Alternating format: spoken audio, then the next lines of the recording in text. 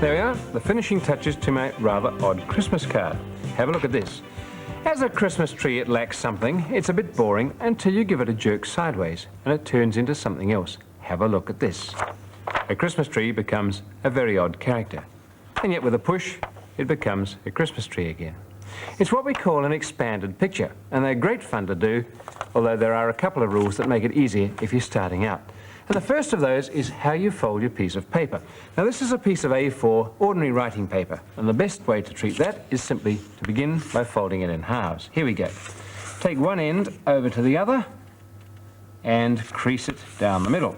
That's the central fold, and if you're right-handed like me, you take the right-hand piece of paper, bring it back again, not just to the fold, but a little bit beyond. That makes it possible to pick it up again. Another crease, and you'll find that the size of paper you have to work on is about half the original. Okay, but when you pull it, you get a large expanse in the middle, and that's excellent. Okay, now we can begin to do our drawing. The trouble is, how can you make one drawing that will turn into another? Well, as a rule, start with something that's simple and tall and thin, and make it straddle the fold that you can see. For example, I might, what's tall, thin thing? A bottle.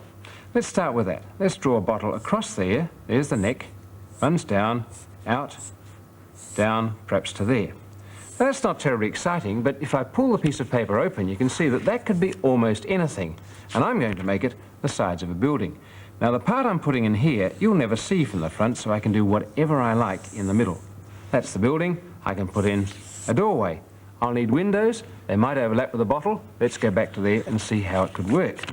Well, a bottle usually has labels. It often has one up there and perhaps one down there. And they, I think, will become the windows of my house. There we are. This is just rough, but you can see the idea. I'll stretch the windows across there and fill it in like that. And probably put some more up there, and even some, well, chimneys. You need a roof. Let's close the bottle up. The roof might, in fact, start off as a cork on the bottle. Pull it open. Yes, a perfect roof. There it goes. And the chimneys that I wanted can be there. Well, a bottle on its own is not terribly exciting. We might put a plate in here. And we might put an apple on the plate. We might put some glasses here, because they can turn into something, probably rainwater tanks in the building, and a box of biscuits over here might turn into a stable when we view it as a building. Let's just fill in the plate and make that an ornamental lake with islands in it. Well, you get the idea. In fact, I've already done it. And here's my bottle still life in glorious colour here. You can see all those ingredients I had. Give it a pull, and it's a wonderful mansion with rainwater tanks, islands, ornamental lake, and stable. So that's the answer. You can have a lot of fun with that, and you can produce pictures which are really quite enigmatic. For example, my coat of arms here will transform with a simple pull into a most novel Noah's Ark. Give it a go.